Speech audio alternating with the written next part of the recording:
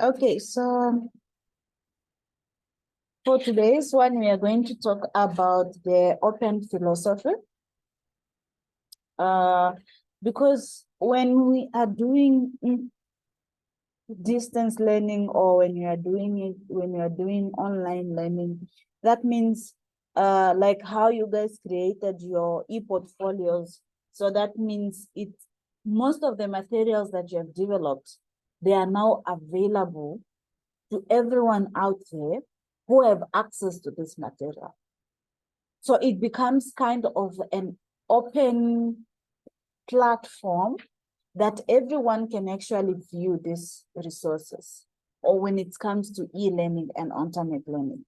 But when you're talking of open philosophy, it's an international open access, pre-review academic journals covering all area of philosophy. So when you have a journal, we have journals that are free of charge. You can pre-review for free. You can get materials for free, whatever notes that you want. There is one that I have forgotten, but if I remember the name, we'll visit the website. That you, even the books or the tests or the exams or the past resources that has been used, you'll be able to get them. That's where the open philosophy comes from. The objective of open philosophy is to foster free exchange of ideas and provide an appropriate platform for presenting, discussion, and dissemination new concepts, current trend, theoretical development, and research findings related to the broadest philosophical spectrum. Now, the idea of people coming up with these free journals is just, we have what we call information division. Is it information division or division? I know it's division information, where people are in two categories. They say that with internet, there are people who can get access to information because they have internet, and because they can also pay to get information on the internet. But we also have some people who cannot pay and who are not having access to internet. So there is that division. Yes. The digital divide. The digital divide. It is a digital divide. And then we also have, that brings up now the division in the information access. Because when you do not have internet, when you do not have technology, then also that will brings you not to have the information. Now imagine going on the internet and you need to pay for that particular information. I don't know how many of you have read the journals when you do your assignments. There are some of you that you will be able to get the article for free, and some of them, they will request you to pay something like 15 USDs. So that is what open philosophy is trying to break away with, that you don't pay for these materials. Okay. Adding to that, so now we have the origin of open educational resource concept. Where did we start with this whole concept of saying, look, we can actually do it for free. We can actually allow students to get materials for free. So this have started in 2002. It was a forum that has been organized by UNESCO. Are we familiar with UNESCO? I think teachers, they should know what is UNESCO. UNESCO is all about what?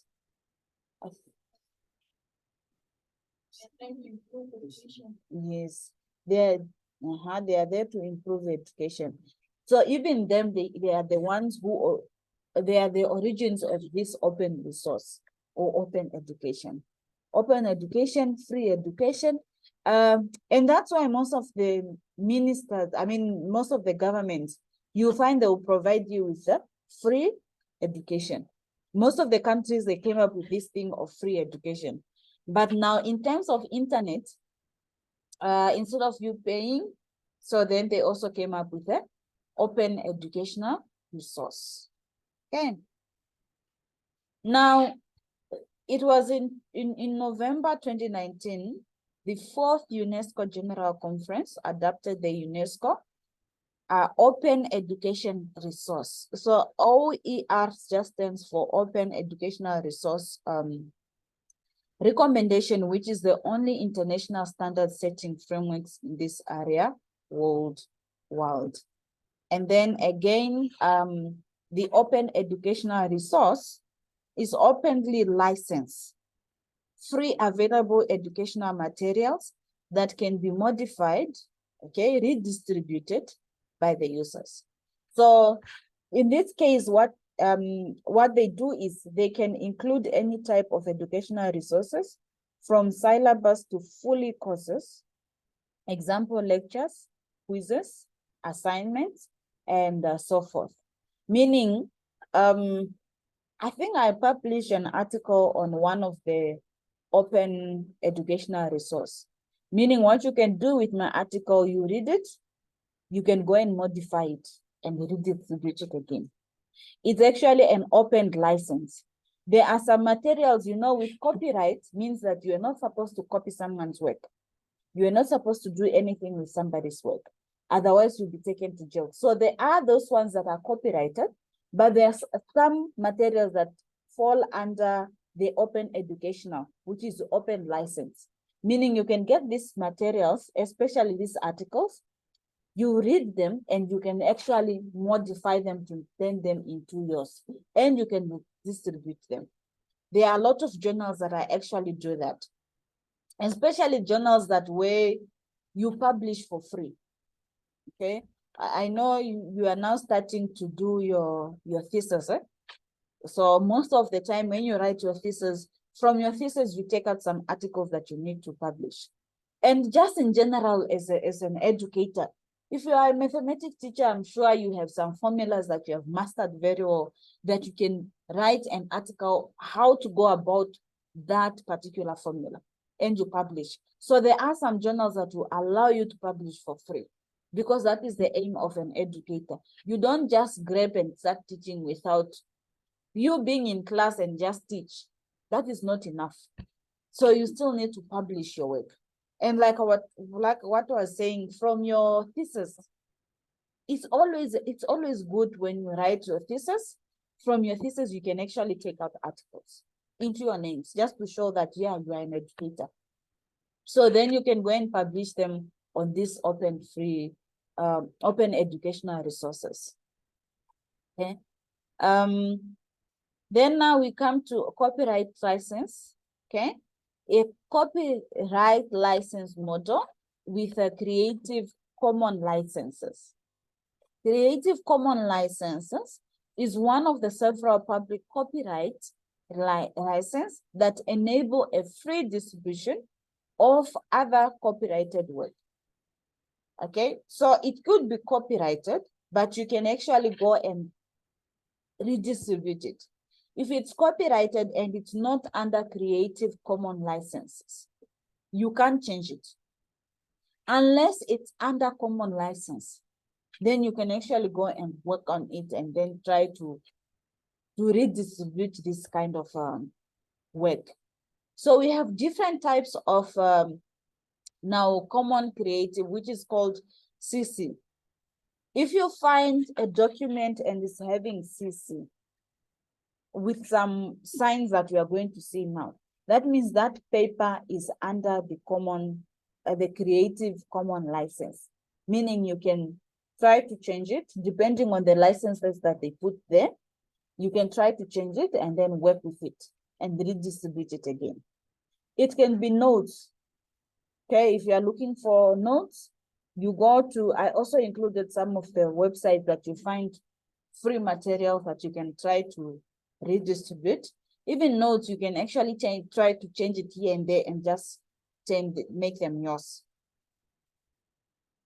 Okay, Now, CC is used when an author wants to give other people the right to share, use, build upon a work that the author has created.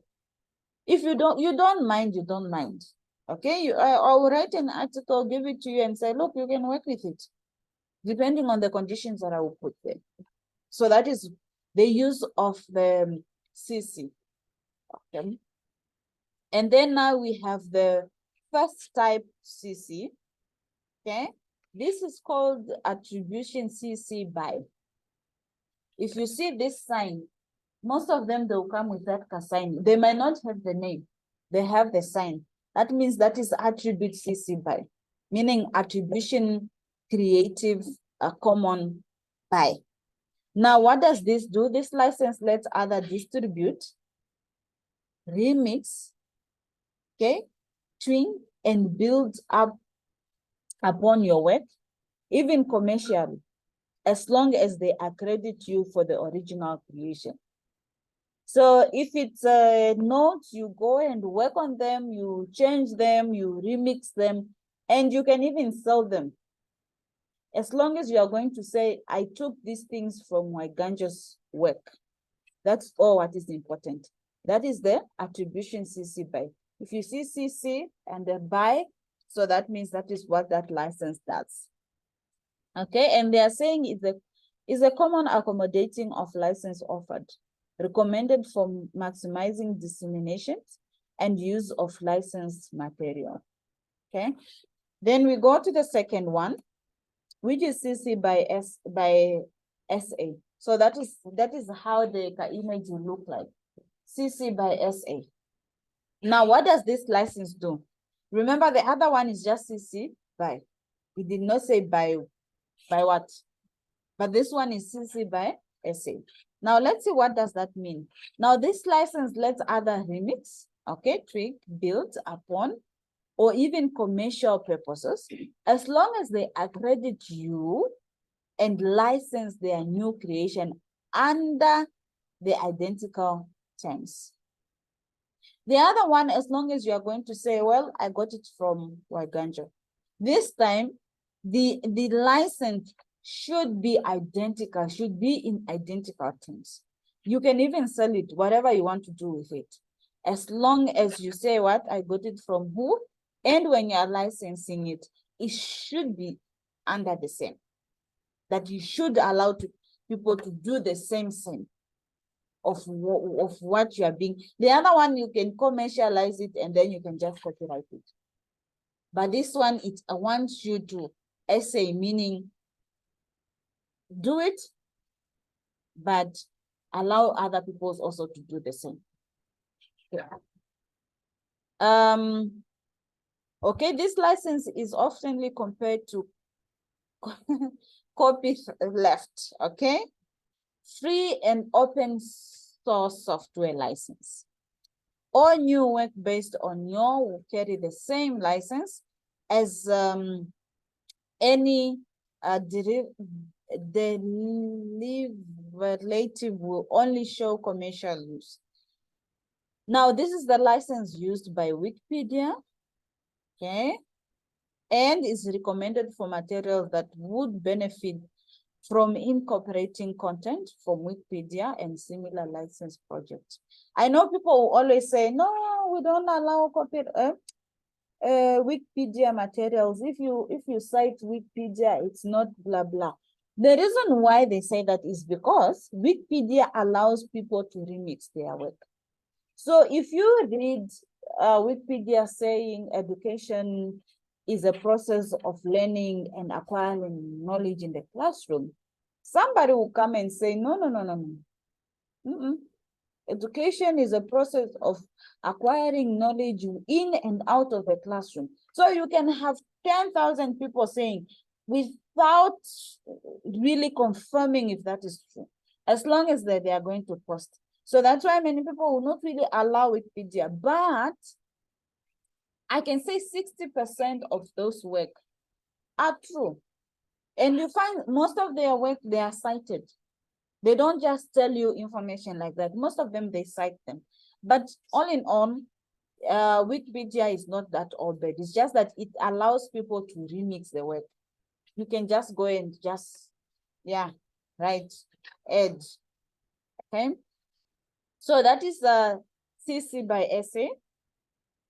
And then now we have distribution no drives, which is CC ND. Okay. And what do they do? If you find an equal sign, that means ND. If you don't find the equal sign, if you find SA, that means it's SA. If you find equal sign, that means no drifts. And then if you find CC by without anything, it's just CC by without anything. It's there. Anyway, they are easy to memorize. That's how I memorize them. Anyway. Now this license allows for you are going to redistribute commercially and non-commercially as long as it passes along unchanged and in whole with credit free. This one, it doesn't allow remix or rechange or trick or anything. You can have that material and you can actually sell it or decide not to sell it as long as you are going to say it's from who, but do not change it. So if you find ND, that means you can sell it, you can decide not to sell it, you can decide to pass it on as long as you cannot change it. Okay. And then now we have non-commercial. And that is how it looks like. Now this one, I put it a bit down. If this one you can't sell. The other three, the CC by SA, CC by, and CC by ND, you can commercialize them. But with non-commercial, you will find the dollar sign has been slashed, meaning you cannot sell this one. Okay. And then this you can actually remix, build up on your work, but you are not going to sell it. Although the new work must also acknowledge you and be non-commercial, they do not have license to their derivative work on the same terms. So you are not going to sell it unless you find others that you can sell. And then now we have 6 and 7. Now 6 and 7, if you go to, 5 and 6, if you go to number 5, which is commercial share alike by CC, this, if you see on the sign, there's NC meaning no commercial, but then there's also SA, yeah? CC by no commercial, but is SA. With commercial, with no commercial alone, remember you can change the work as long as you are not going to sell it. And you also acknowledge the owner and you distribute in terms like. Now with this one, it's like this license lets others to remix whatever and no commercial, as long as they accredit you and license their new creation under identical terms. Meaning it should be identical. And remember, SA just means identical. It should be in the same concept. You should do if you should do exactly the same. Okay. And then now this one as well, it's a combination of no commercial, but it's having the ND. Okay. Remember, the other ND allows you to sell or not sell. The only difference is that you don't change it. That is the ND stands for. This one, this is the most restrictive of 4 main licenses. Only allow others to download your work and share them with others as long as they credit you, but they can't change them in the way they want or anything like that. So this is how you memorize. ND means you cannot change. Okay. If they can be ND without commercial, that means you cannot sell it and you can't change it. ND without the dollar sign, that means you can commercialize, you can decide not to commercialize as long as you are not going to change it. If it's SA, that means you can commercial, you can do anything As long as when you're going to distribute it, you do it in the same terms, meaning the license should be the same. If it's just essay by, yeah, you don't sell any, you can do actually anything with it. So these are the 6 licenses under the CC. So if you are going to publish your articles, check which kind of license are you going to use. So you can give out your materials if you are that person who will want to help others, that they should not buy any information, but anyway, you can actually license it under that, those 5 licenses. And then now we have, I always have issues of this word, anyway, they are libraries.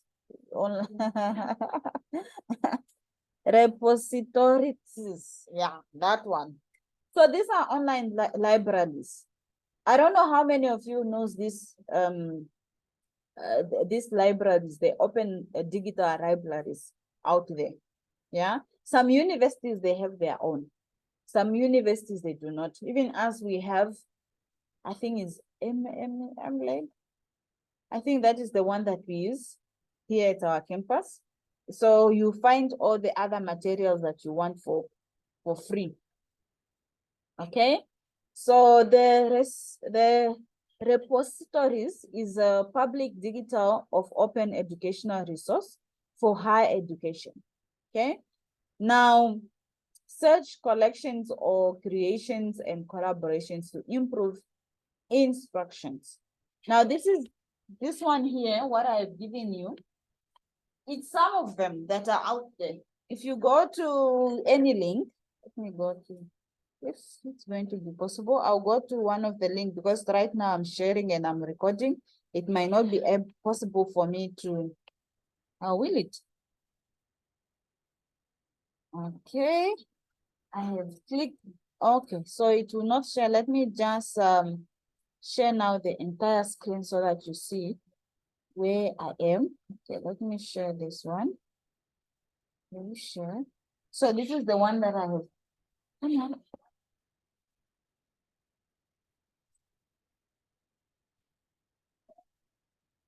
Okay.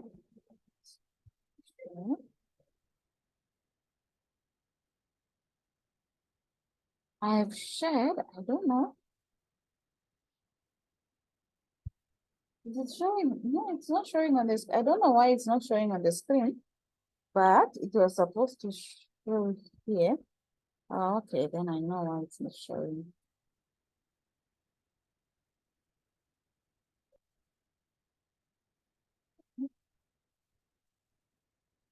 Okay, good. Yeah, so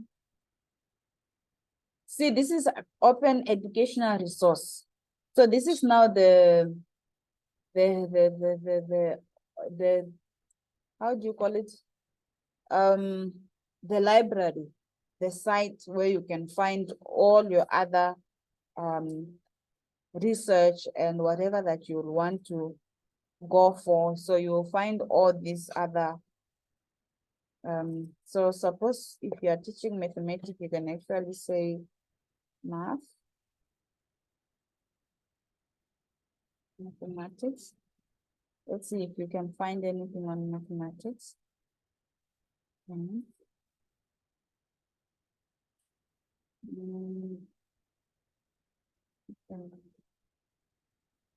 go there. Yeah, you see, applied math and science is one of them that you can go to.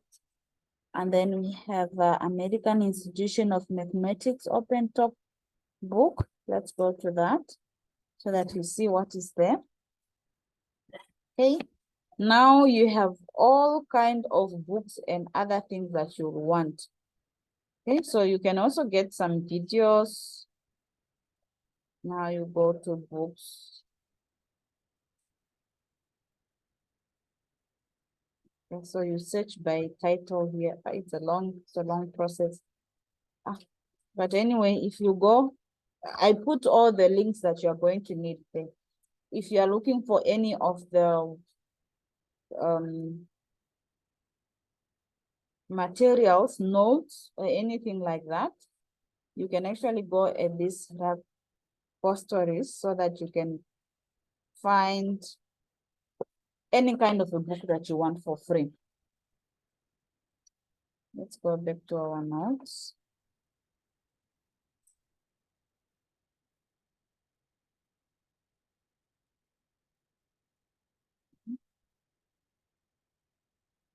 I want to share our screen. Then.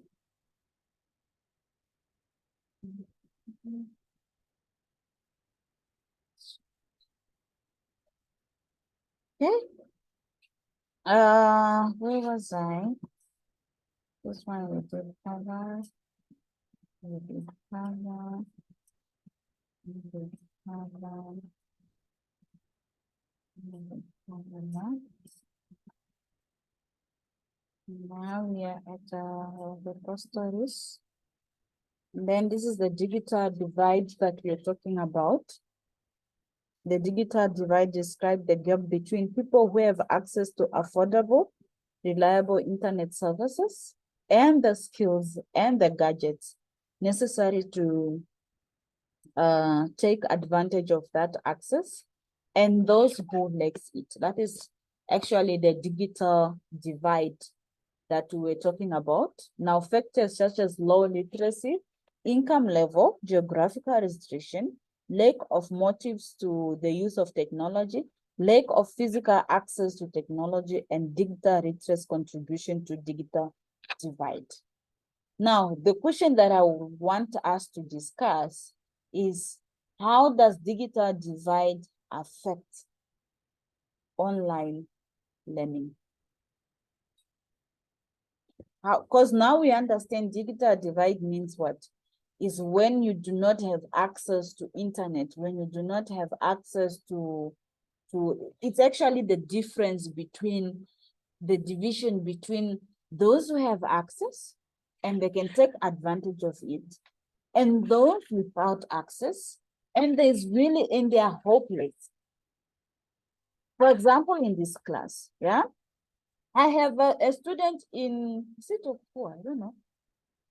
He's somewhere there, very far.